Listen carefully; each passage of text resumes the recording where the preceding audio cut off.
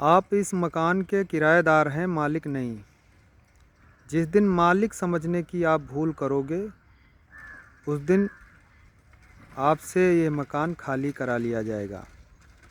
जैसे इस दुनिया में कोई मकान मालिक होता है, जब वह मकान किराए पर देता है तो मकान अच्छा सा वो डेंट पेंट करके देता है।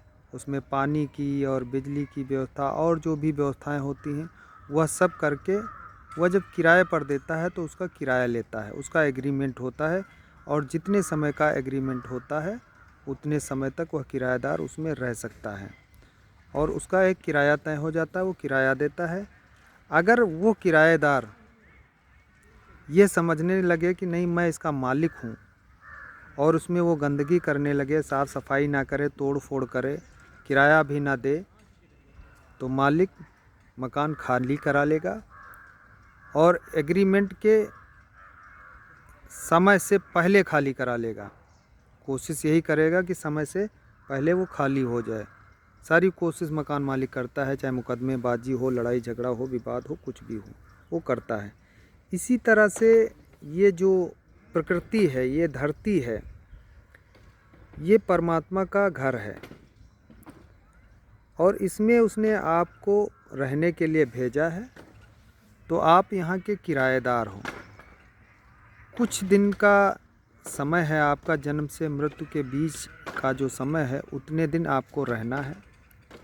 तो इसका किराया है उस परमात्मा का भजन सुमिरन, उसका नाम जप, उसकी याद। और उस परमात्मा ने आपके लिए सारी व्यवस्थाएं यहाँ कर रखी हैं। भूख के लिए फल सब्जी शाकाहारी चीज़ें सब हैं। ये जो जीव जंतु हैं, पशु पक्षी, इनको मार के खा रहे हो, ये आपका भोजन नहीं है। वो भी अपनी योनि में है, कर्म भोग रहे हैं, इनको मत खाइए वरना पाप के आप भागी बनेंगे। वो भी एक मकान में रह रहे हैं, उनका मकान भी आप खाली करा रहे हो, ज़बरदस्ती उनको मार रहे हो, उस मकान से निकाल रहे हो, तो फिर आपको भी कर्म भोगने पड़ेंगे। तो आपको जितने दिन का समय दिया गया है तो उस परमात्मा का किराया है, उसका नाम, उसने सारी व्यवस्थाएं कर रखी है। आप कर्म करिए, आप कर्म करके अपनी भूख मिटाइए। उसने कपड़ों की व्यवस्था कर रखी है, आपके रहने की व्यवस्था कर रखी है, सारी सुख सुविधाएं उसने दी हैं।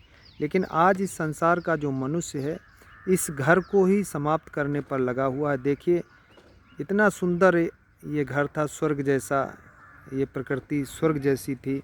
यहाँ के जंगल, पेड़, पहाड़ सब वो काट रहा है।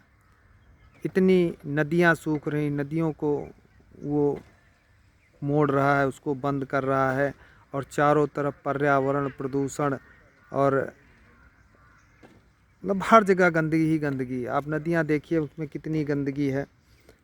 तो इतनी फैक्ट्रियाँ खुल गई हैं, इतना प्रदूषण हो गया है, तो वो पूरी पृथ्वी को, और इतने हथियार उसने बना लिए, परमाणु बम के ढेर पर, बारूद के ढेर पर ये दुनिया बैठी है। तो चारों तरफ हाहाकार मचा है। तो इस घर को वो ख़त्म करने पर वो मनुष्य लगा है। इसीलिए मनुष्य परेशान है, अशांत है। लेकिन एग्रीमेंट है उस परमात्मा का, तो तुम्हारी जब तक मौत नहीं होती तब तक तो आपको रहना है। तो वो समय तिथि वो तय किए है कि कब तक आपको रहना है, एग्रीमेंट तक रहना है कि उससे पहले आपको जाना है। तो आप के कर्म ही आपको यहाँ पर रहने की इजाज़त देंगे कि कब तक आप रह सकते हैं, एग्रीमेंट तक रहेंगे कि उससे पहले अकाल मौत मरेंगे। तो ये आप पर निर्भर है। इस घर को बचा लो, ये स्वर्ग जैसी पृथ्वी है। कुछ दिन का समय है, आप किराएदार हो, किरायानामा भरते रहिए। इस पृथ्वी को स्वच्छ रखिए, साफ़ रखिए, निर्मल रखिए। यही आपका फ़र्ज़ है। बहुत बहुत धन्यवाद।